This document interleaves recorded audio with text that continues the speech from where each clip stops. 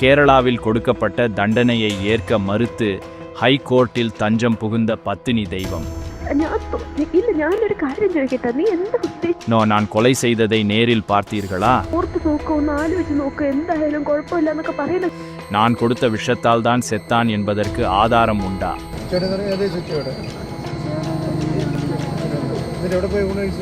காதலனை கொலை செய்துவிட்டு தப்பிக்க பார்க்கும் கொடூர ராட்சசி. அனைத்திலும் சம உரிமை கேட்கும் பெண்களுக்கு தண்டனையிலும் சம உரிமை கொடுக்க வேண்டும் என்று மக்கள் ஆதங்கம். ஷரான் கொலை வழக்கில் கிரீஷ்மா தப்பித்து விட்டாரா? என்ன நடக்கிறது பார்க்கலாம் வாருங்கள்.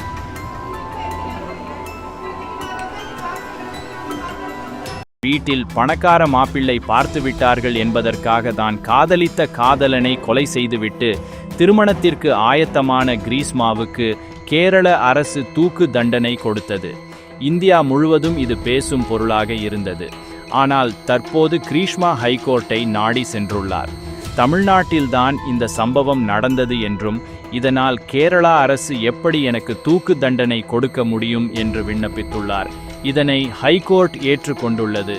மேலும் அவர் தாக்கல் செய்த பத்திரிகையில் நான் கொலை செய்ததை நேரில் பார்த்ததற்கு ஆதாரம் உண்டா என்றும் நான் கொடுத்தது விஷயமே அல்ல, அப்படியே அது விஷமாக இருந்தாலும் நான் கொடுத்த விஷயத்தால் தான் சேரான் இறந்தார் என்பதற்கு சாட்சிகளே இல்லை.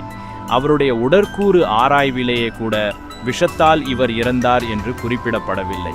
மேலும் கேரளா அரசு சமூக ஊடகங்களின் தாக்கத்தால் எனக்கு தவறான தண்டனை கொடுத்துவிட்டது என்று கேரள அரசின் மீது தவறு என்று கிரீஷ்மா பரிந்துரை செய்துள்ளார். இதனை ஹைகோர்ட் ஏற்றுக்கொண்டது.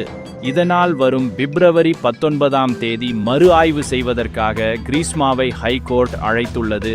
மேலும் இந்த சம்பவத்தில் கிரீஷ்மாவின் தாய் மாமாவிற்கு 3 ஆண்டுகள் சிறை தண்டனை என்று விதிக்கப்பட்டது தற்போது தகர்க்கப்பட்டுள்ளது. இதையே ஒரு ஆணூறு பெண்ணிற்கு பண்ணியிருந்தால் இந்நேரம் இந்த உலகமே கொந்தளித்து இருக்கும்.